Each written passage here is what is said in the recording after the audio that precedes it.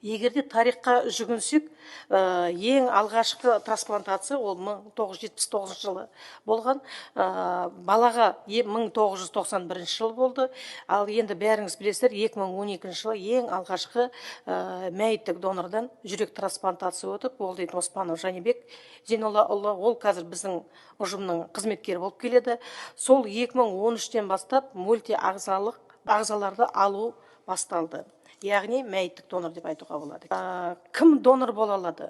Мәйіттік донор қайтыс болғаннан кейінгі донор бола алатын. Ол 18 жастан асқан, оған ауруының түрлі асқынуларына байланысты ми өлімі анықталған азамат бола алады. Қазіргі таңда күту парақшасында қаншама азамат тұр? 4384 азамат.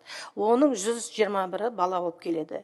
Мына егер соңғы 5 жылдықты алсақ, 2020 жылдан осы уақытқа шейін біздің Қазақстанда 1209 трансплантация болды.